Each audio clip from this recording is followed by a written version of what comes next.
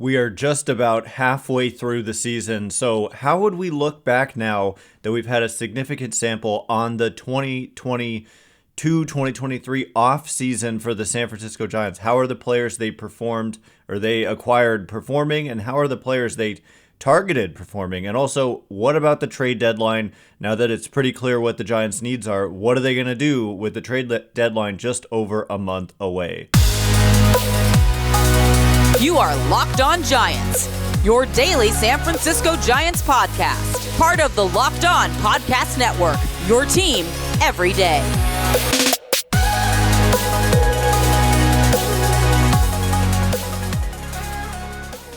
Hello and welcome to Locked On Giants, part of the Locked On Podcast Network, where it's your team every day. My name is Ben Kaspick, and on this show we provide daily episodes Monday through Friday talking about the San Francisco Giants in a way that's data-driven and rational, but also simple, passionate, and accessible to all.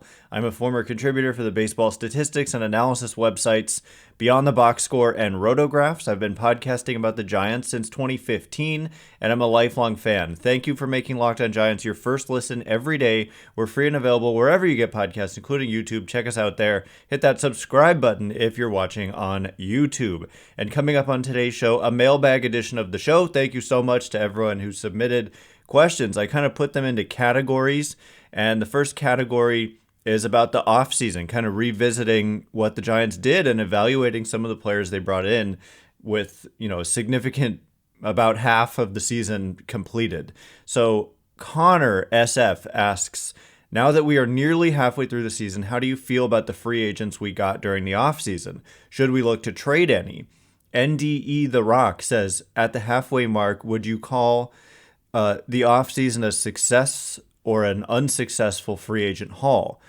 And Mosh says the Giants have to look more attractive to Otani. Oh, this is kind of a separate question. We'll save that one for a minute. But basically, Connor and NDE The Rock, how would I evaluate it? And it's kind of a mixed bag. And so to say successful or unsuccessful, it's kind of hard for me because some of the players have been successful and some of them have been unsuccessful. So I'm kind of like right in the middle on this one. And it's going to, as we'll see, there are some other factors like players they targeted. How are those guys doing?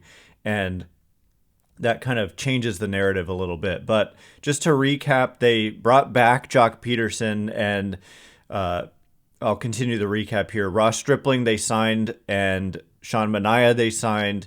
And then, of course, Taylor Rogers in the bullpen, Luke Jackson in the bullpen, and then Michael Conforto and Mitch Haniger. So again, yeah, it's totally a mixed bag. And I would say that bringing back Joc Pederson has been exactly as expected. He did miss some time, like almost a month, with a bone bruise in his hand after getting hit by a pitch.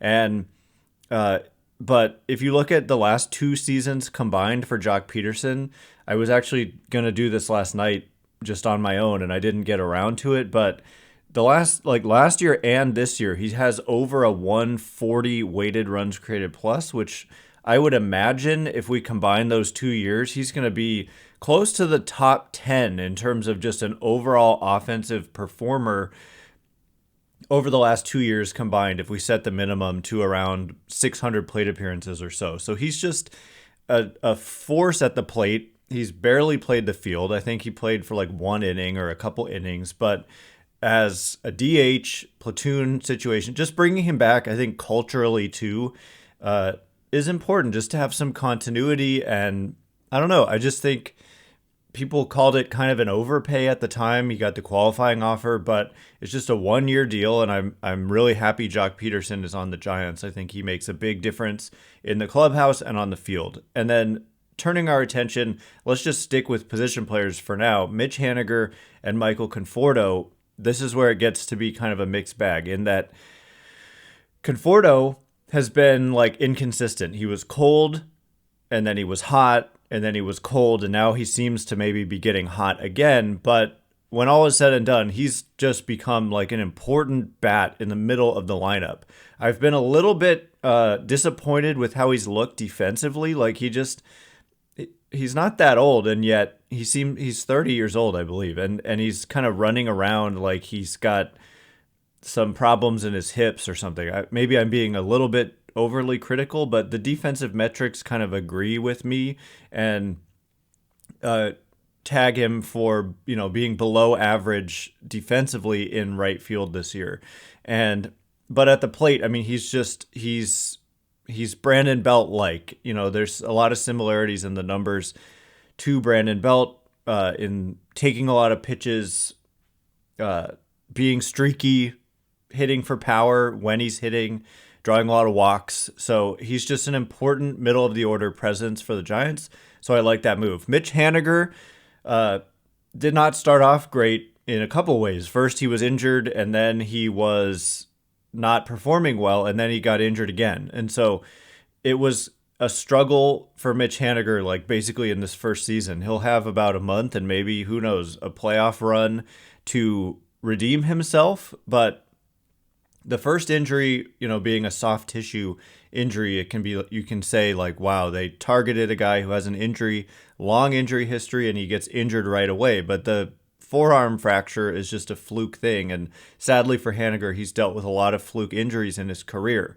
But I kept beating the drum and truly believed that given enough playing time, he is going to be a really good offensive player, similar to Conforto, not necessarily exactly how they go about it, but in that just an important middle of the order presence. And I do feel like as well as they're playing, at some point it's going to catch up to them a little bit, not having Mitch Haniger in the middle of that lineup. And then the disappointment kind of comes from Sean Manaea, I guess, continuing the disappointment of a Haniger.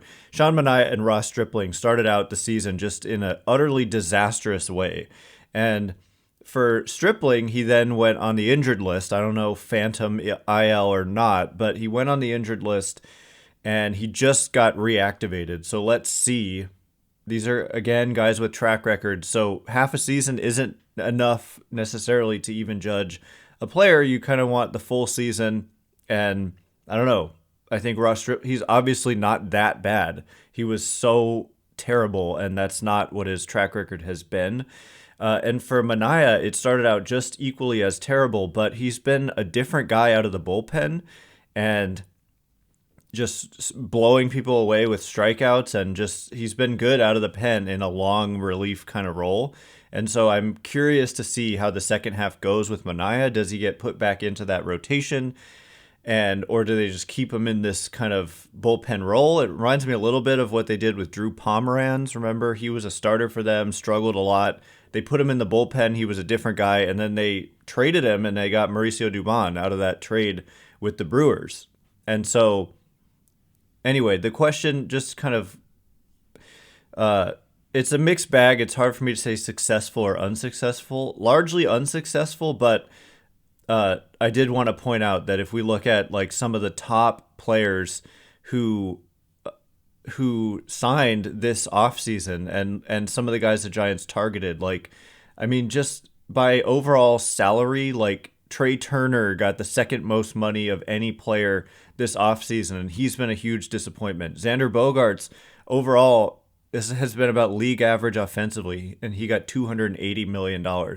Carlos Correa, obviously, you know the story there.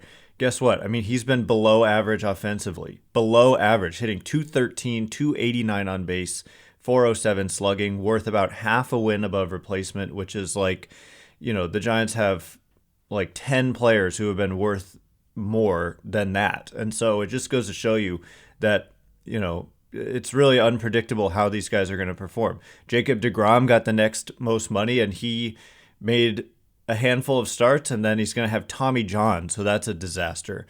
Carlos Rodón, right? I think a lot of people wanted the Giants to bring him back. He got $162 million. He still hasn't pitched, and so it's easy to say like, oh, Mitch Haniger has underperformed and Ross Stripling has underperformed, but it's important to look back on. These were the top guys, and a lot of them just really struggled, and including guys like Rodón and Correa, who the Giants, in terms of what the fans wanted, certainly they had an agreement with Correa, and then of course Rodón, bringing him back was something that a lot of people wanted them to do, and He literally has not pitched due to injuries already in year one of a 6-year deal. And by the way, Aaron Judge is also injured.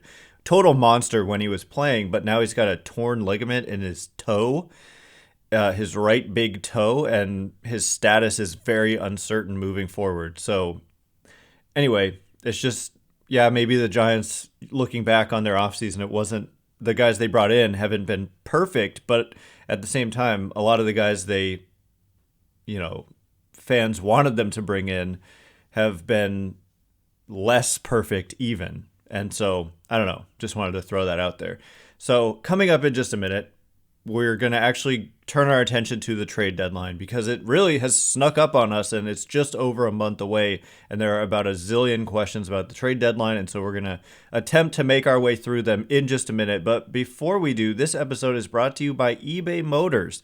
For a championship team, it's about making sure that every player is a perfect fit. It's the same when it comes to your vehicle. Every part needs to fit just right. So the next time you need parts and accessories, do what I did and head to eBay Motors. With eBay Guaranteed Fit, you can be sure every part you need fits right the first time around. Just add your ride to My Garage and look for the green check to know that the part will fit or your money back. Because just like in sports, confidence is the name of the game when you shop on eBay Motors. And with over 122 million parts to choose from, you'll be back in the game in no time. After all, it's easy to bring home a win when the right parts are guaranteed. Get the right parts, the right fit, and the right prices on ebaymotors.com. Let's ride. eBay Guaranteed Fit, only available to U.S. customers. Eligible items only. Exclusions apply. All right, as promised, we are going to get into questions about the trade deadline. I kind of missed out on Mosh's question about Shohei Ohtani. Maybe we'll quickly get to that one as well. Thanks again for making Locked On Giants your first listen every day. Everydayers tomorrow on the show. Guess what? We'll be breaking down game one of this intriguing series in Toronto. Dark Horse World Series preview, perhaps. Giants and Blue Jays. That would be a lot of fun. And guess what? Facing old friend Kevin Gausman tonight at 4:07 Pacific, and you can catch every pitch of the Giants' hometown broadcast with SiriusXM on the SXM app. Search Giants. So, yeah, the next question, they're trade deadline questions, and we're just going to try to run through them and get to a lot of them because there are so many. Candlestick Will says, what would it take for the Cubs to say yes to a Marcus Stroman trade? G-Man35 says, we all in on Stroman? Also, should we worry about DeSclafani's recent struggles and an iffy Alex Wood? So there are also a ton of questions about the bullpen games and the starting rotation not performing as hoped, and we'll get to those later on as well. And so I'll save kind of my concern about DeSclafani and all that for then. But what would it take for the Cubs to say yes to a Marcus Stroman trade? I'm not in the business of necessarily like making trade proposals because there's so many players at play, and it's hard to say what exactly it would. I mean, there's a million iterations that could get the Cubs to say yes, but I just want to point out, I think that it would not probably take as much as people think. I'm reminded of Chris Bryant, and Chris Bryant is a bigger name, obviously, than a Marcus Stroman. I think I've always said that starting pitchers make a bigger impact because especially when you get to the postseason, you can for sure guarantee yourself that the starting pitcher is going to, unless they get hurt, they have a huge impact on the games in which they pitch. Whereas hitters, they don't always make an impact. Even if they get, a couple doubles, it doesn't necessarily do anything to impact the game. But starters can really impact playoff games. And for Stroman, yes, he's got this really nice 2.47 ERA, but all of the kind of peripheral numbers suggest that that's lower than we should expect moving forward. It's certainly lower than I would expect moving forward. Kind of a guy to be more in the mid threes, perhaps. And sure enough, his career ERA is right in the mid threes at 3.52. So I don't think he's unlocked some new level necessarily. He's just having a good year from a run prevention standpoint. Pretty sure the Cubs infield defense is excellent with Dansby Swanson and Nico Horner. And so that might have a lot to do with it. Not a strikeout guy, but an extreme ground ball guy. So I don't know. I think it would take, some talent going to Chicago, obviously, but it's not going to be like, oh, you've got to trade Marco Luciano and Kyle Harrison to get Marcus Stroman, who his contract status is that he can opt out after this year. And given the way he's pitching, he's very likely to opt out. But it's worth pointing out that inheriting like an opt out potential is all downside for the team. And we've been through this with the Giants because basically he's going to opt out if he continues to perform well, but he doesn't opt out if he gets hurt. And so you take on that risk. And so that kind of reduces his value actually. So again, I think it would take some talent, but it's not going to take huge amounts of talent to get a Marcus Stroman. Next question. Next set of questions are about Joey Bart. Matt in Maine says, will Joey Bart be traded this season? If so, is there any other prospects that could be included in the deal to bring in a starter or any other need? And YKY says, what's a realistic trade for Bart before the deadline? Robert says, is Bart worth anything in a trade? What teams need a catcher? And what do the Giants need most? And what could they get for Bart? So a lot of different iterations of the same question. So the big overarching question here is Joey Bart a trade candidate? And I say absolutely yes, he is, and almost for his own good. And he, at this point, like it's so obvious that they just don't really believe in him, given that they were just, Blake Sabol was the first sign. Blake Sabol making the opening day roster, the signing of Gary Sanchez, which ultimately he didn't stick around, but that had more to do with, Bart, that was before Patrick Bailey showed up that they let Sanchez walk, but I'm sure they probably knew that Bailey was in play in the short term. And so Bailey and Sabol and then sending Bart down, it's nice to have that third catcher on the 40-man who's got experience with your own pitching staff and all that. And so unless they get something that's worth their while, then it might be worth it to hold on to Bart, because what happens if Sabol or Patrick Bailey gets injured? I think Bart is a good fallback option. Not that I really believe in his offense myself, but who else are you going to throw in there? And you don't want to have, it's hard to like learn a pitching staff on the fly. And yeah, so it's nice to have that guy in AAA. But anyway, what's a realistic trade? Does he have any value? He doesn't have a ton of value, honestly. I don't think you would get very much for a Joey Bart. There's certainly some intrigue, and if you're on the outside looking in and you haven't seen all the struggles, you just kind of look at the numbers and all that. You just look at, okay, this guy was a number 2 overall pick. He was a highly regarded prospect in the prospect ranking community, and he's had struggles off and on for parts of a few seasons. So it's just you could talk yourself into being intrigued by Joey Bart if you're maybe like a rebuilding team that just doesn't really have a great solution at the catcher position. And so yeah, you could maybe like an exchange of underperforming prospects, but for the Giants at another position, maybe in the outfield, or even a starter, someone who was highly regarded but has struggled, could make sense. And the question about could he be included, what other prospect could be included in the deal to bring in a starter, I don't know exactly. Like I said, that there's so many players in the system. It could be anyone theoretically, depending on who you're trying to get. So, but yeah, for his own good, eventually, this is the last year that Bart can be optioned. And so if he's not traded this deadline, he'll probably be traded in the offseason or just before the season.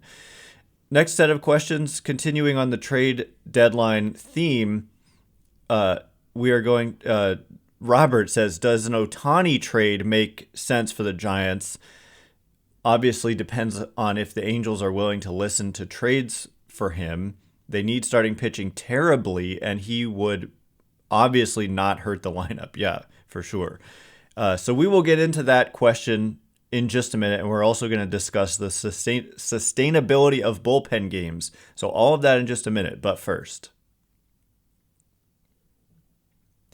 All right, as promised, we are going to continue to talk trades. There's a lot more I want to get to here, and then we're going to talk about the bullpen games and the starting rotation, because that is a hot topic on everybody's mind. Thanks again for making Locked On Giants your first listen every day. Everydayers tomorrow on the show.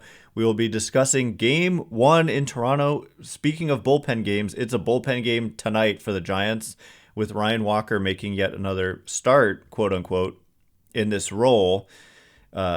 And they're facing Kevin Gausman. Giants play the Blue Jays tonight at 4:07 Pacific. You can catch every pitch of the Giants' hometown broadcast with SiriusXM on the SXM app. Search Giants. So this question from Robert: does an Ohtani trade make sense for the Giants? Of course it does. Of course it does. And he is the kind of guy where, yes, you, even though he's a rental, you would be giving up probably, like maybe your best prospect to get him, and then some other guys as well, maybe some major league ready talent, like, I don't know, David VR, probably want, like, I don't know, Keaton Winn or Tristan Beck, and also your best prospect. But I don't think the Angels are trading him unless they really collapse here over the next month. They seem intent on not trading Ohtani, and I don't blame them. I thought they should have traded him last offseason. It's tough to do, though, but ultimately they're running the risk of letting him walk away for nothing. They'll put the qualifying offer on him, and they'll get a compensatory draft pick if he leaves. But otherwise, you could have had like franchise altering return if you had traded Ohtani last offseason. This offseason, it's going to be, last trade deadline. This offseason, it would be less, but the Angels are in contention. And so I think they're signaling that they're not going to trade him, but you never know if that could change. And if it does change, of course, Ohtani is absolutely makes sense for the San Francisco Giants. Although the DH spot, it would it's a bit of a logjam there if Joc Pederson is still on your roster. And they both are left-handed hitters who would be taking up that DH spot. Anyway, so that would have to be dealt with. Manny says, would you trade Kyle Harrison, Grant McCray, Will Bednar, and Eric Silva for Dylan Cease? The Giants are trading prospects. I have serious doubt on Harrison becoming the ace we all expect him to be. Points out Tim Alderson, Zach Wheeler as examples. Wheeler broke out 6 years after the trade. It's not a guarantee. Yeah, you're right. And I think that for the right player, you do consider trading a Kyle Harrison, who's just kind of had persistent walk issues in the high levels of the minors. Now, when it comes to Cease, he's kind of taken a step back this year. 4.04 ERA, 4.39 expected ERA. Last year, the dude was absolutely a total stud with a 2.20 ERA in 184 innings. The status of his contract, he can become a free agent after the 2025 season. So you'd be getting him for the rest of 23, and then of course 24 and 25. So 2.5 years of team control. He's 27 years old. I'd have to probably dig deeper into his kind of numbers and why the results haven't quite been there for him this year. But it's interesting, and to bring in an ace caliber pitcher. If the Brewers were not in contention, if we were talking about like a Corbin Burns or something, and would I trade like Kyle Harrison, Grant McCray for 3 years of Corbin Burns? I think Burns has also not been at his best, but I think I seriously consider that, given where the Giants are and given that they've had prospects come up and make an impact. So it's not like your whole world depends on Kyle Harrison developing into a great player, especially with the success, not necessarily this year, as I said, with Manaea and Stripling, but this general success they've had with starting pitchers But then, like, should you trade all that for a starting pitcher or should it be a position player? It's an interesting question, and certainly I don't think you rule out big moves like that at this point for the Giants. Sam says, do you think trading for a guy like Luis Robert Jr. is possible? He could be part of a package, Cease Giolito as well, that puts us over the edge and the star fans are craving. So Luis Robert, I'm going to have to pull him up really quick as well. Obviously, he is on the White Sox as well. And so, I mean, adding Dylan Cease to Luis Robert, man, you're talking about a big package. Yeah. I mean, man, Luis Robert is having a monster season, hitting 272, 328 on base, 569 slugging, 143 weighted runs created plus, 3.3 Fangraphs wins above replacement, already 22 homers.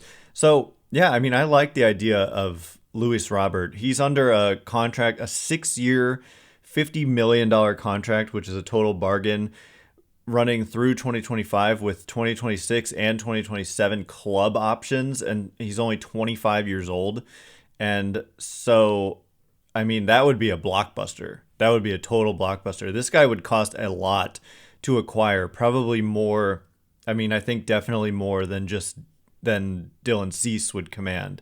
And so it's an intriguing thought. He's been a really good defender in his career out in the outfield as well, playing mostly, actually exclusively center field. And so, yeah, I mean, if this guy was made available by the White Sox, who kind of are in position where they need to consider all their options given the state of their franchise, then he intrigues me a lot. The thing is, I think he's dealt with chronic kind of injuries. I don't know the exact nature of what they've been and if it's like one persistent thing or if it's been fluky things. So I'd need to look into that. But this guy is a good player.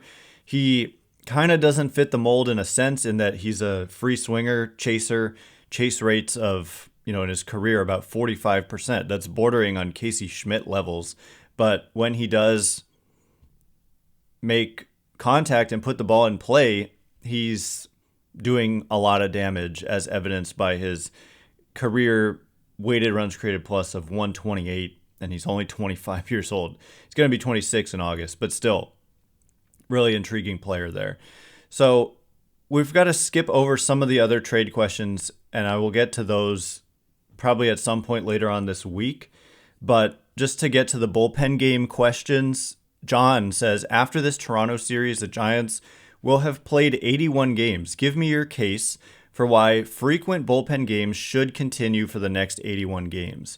So I'm not sure that they should, so give me your case why they should. I don't know if you're asking me to just make that case even if I don't believe it, or to just justify it on their behalf. But what I want to say about this is that there are a lot of questions about, is this sustainable? Some people are just flat out saying it's not sustainable. And my first reaction is to say that they're not really bullpen games. It's more like they're using an opener and then they're using a starter after that. And so it's non-traditional. We've seen it with other teams. We saw it first with the Rays. But, you've got guys like Keaton Winn, Tristan Beck, Jacob Junis, Sean Manaea. They're like, most of their bullpen right now is made up of starting pitcher types. And so I wouldn't really call them bullpen games, actually. I'm seeing if I'm missing anyone. It's like a 5-man rotation in the bullpen. Manaea, Junis, Beck, Winn, and Stripling right now with some of the injuries. Oh, by the way, Luke Jackson was a good signing before he got hurt, and Taylor Rogers, I think, has been key. Even though he had such a rough first few weeks, his emergence has been great. He's just been lights out for the last couple months. I forgot to talk about them in the question about the offseason and evaluating it. But anyway, John, I wouldn't really call them bullpen games. Just think of the bulk guys. If you just imagine that they started the game, then what's the difference, right? Like if Manaea gave you 4 innings to start, and I get it, 4 innings is not 6 or 7, and maybe that adds up over time, except sometimes they're going like multiple long relievers in the same game. And so it's like, I think first and foremost, they know what they're doing. They're not just gonna wear down their staff. Like, they are in this to win it, and they're thinking about these things. I think that there's like a tendency to think that maybe the Giants aren't considering that maybe using bullpen games is going to wear people down. But Gabe Kapler keeps talking about how their pen is in really good shape. And I think that, like, in terms of not being overused. And so I don't have like the numbers pulled up about how many innings have the Giants relievers like Camilo Doval and Rogers and all that. How many innings have they pitched relative to what they've pitched in the past at this point in the season, relative to what's normal for other relievers in the game, etc. But they're aware of these questions, and it's just very unorthodox, but they've also been successful. As King of Norway says, the Giants are 8-4 in bullpen games this year. It's about to be July. It appears this is a successful and sustainable strategy. Will we see trade deadline moves to invest in more openers / long relievers? And I thought this was funny. Jason says, Giants cannot sustain success with bullpen games much longer, in my opinion. What do you think their plans are? Harrison, trade for starter, counting on the return of Stripling Manaea to the rotation. And so basically, I think that when the trade deadline comes up, a starting pitcher makes a lot of sense, because I'm, like I originally said to John's question, I'm not sure that this level of it is something that they want to keep doing. It obviously wasn't plan A, but Stripling and Manaea struggling so much to begin the year kind of moved them in this direction. And then some injuries moved them in this direction. But Alex Cobb is about to come back, and that makes a difference. Like, they're just doing it when they're losing guys also. And so maybe, though, Alex Wood's poor performance moves him into a bullpen role, but then at that point, maybe someone like Keaton Wynn or something goes into the rotation, and then you've got 4 guys, and then maybe you're only doing a bullpen game or an opener like once a week. And so anyway, it's certainly a hot topic, but the key takeaways also, by the way, the strategy of using an opener works for a couple of reasons. I think number one, you get to like make the opponent set their lineup a certain way, not when they don't know if you're going to bring in a lefty or a righty to be that long guy. And so it can kind of mess with the opponent, as we saw them do against the Twins. And then also the first inning is the highest scoring inning, because I think you're always going to get the top of the order in the first inning, and the top of the order is like the best part of the lineup. And so using an opener that's able to like attack the specific handedness or whatever of that, and bullpen arms, like, generally, if you look at the ERA of a bullpen versus the ERA of a starting rotation, the bullpen's going to be better because they're only working one inning. If they had to pitch like 4, 5, 6 innings, these 1 inning guys, then it would be a different story. But so I think you maybe have a better chance at a scoreless first if you use a reliever, and then you kind of can pick your spot to bring in your long guy. Is another, like, a pocket of the lineup where it makes sense to bring in that particular long guy that you're going to use in that particular day. And so that's some of the reasoning behind it. But like I said, it's not a bullpen game. It's not just like all these 1 inning guys going back to back to back to back to back to back to back. You're getting length out of multiple guys, one or multiple guys every time. Anyway, that is all the time we have for today. Thanks again for making Locked On Giants your first listen every day, everydayers. Tomorrow, breaking down Game 1 in Toronto. Can the Giants stay hot against old friends Kevin Gausman and Brandon Belt? As sad as much as Gausman is like the one who got away, like I said earlier, you've got to consider Carlos Rodón and how it's just unpredictable which of these pitchers is going to break down. And so these long-term deals for pitchers are risky, but Gausman has continued to be great, and it's going to be a tough task. Giants play the Blue Jays tonight at 4:07 Pacific. You can catch every pitch of the Giants' hometown broadcast with SiriusXM on the SXM app. Search Giants. Once again, my name is Ben Kaspick. Check me out on Twitter at Ben Kaspick, Kaspick. If you like the show, please consider rating it or leaving a review. It helps me out a lot. So thanks in advance, and thanks to everyone who's done so already. I can't wait to be with you again tomorrow. Thanks again for listening. You are now Locked on Giants.